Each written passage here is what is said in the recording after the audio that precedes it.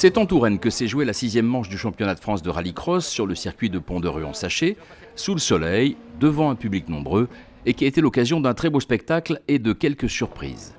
En supercar, Julien Febvreau, déjà vainqueur ici l'an dernier, a fait les choses très sérieusement avec le team britannique qui engage sa 208.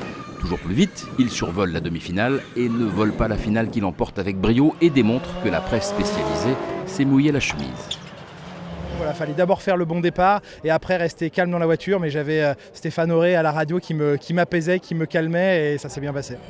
À ces Basques, Christophe Wilt et Gaëtan Serrazin, qui terminent respectivement second et troisième, s'accrochent tout en contenant Hervé Knapik et Fabien Chanoine qui bouclent le top 5. À signaler la spectaculaire prestation du Finlandais Christian Solberg qui découvre la discipline et bataille dans le top 6 avant d'être victime de sa générosité. Chez les Super 1600, Jimmy Terpereau jette l'éponge pour sa seconde course consécutive, de nouveau lâché par sa mécanique. C'est une rupture de pivot qui coûte le leadership du championnat à Laurent Chartrain qui voit la couronne s'envoler provisoirement sur la tête de Enzo Libner qui termine second devant Marc Pouderoux qui découvre la catégorie. C'est Maximilien Evenot qui monte sur la plus haute marche, sa première victoire de la saison, méritée après ses nombreuses bagarres aux avant-postes. Après maintenant depuis 2013 avec la C2 c'était pas facile quoi. On s'approche petit à petit de la première place et puis là ce week-end alors que je m'attendais pas du tout à être premier sur cette course là, c'est là qu'il y a le dénouement donc c'est super. Ouais. En championnat junior et Coupe Twingo R1 Rallycross, Tom Donat et Pascal Hutto, après avoir dominé leurs demi-finales respectives, s'expliquent sur les 7 tours de la finale pour finir dans cet ordre à 5 dixièmes l'un de l'autre. Victoire d'un souffle donc pour Tom Donat qui conforte ainsi son leadership dans la Coupe Twingo R1 et le championnat junior.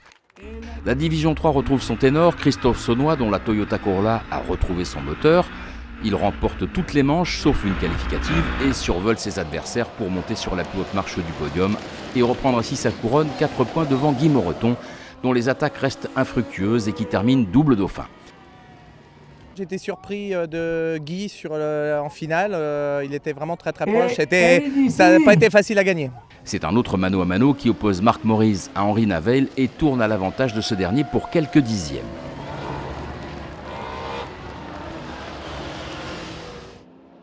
La division 4 murmure déjà le nom de son champion, Steven Lefrançois, qui empoche toutes les manches et passe le drapeau à damier avec 3 secondes d'avance sur Emmanuel Hahn, lequel brise le signe indien et renoue avec le podium.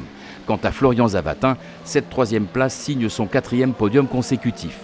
Mathématiquement, rien n'est joué et la situation promet de belles empoignades pour les épreuves à venir. Ça fait 5 victoires de suite. On en est vraiment content. Maintenant, on a encore envie d'autres parce que finalement, c'est plaisant. Rendez-vous à Kerlabo les 25 et 26 juillet pour de nouvelles charges.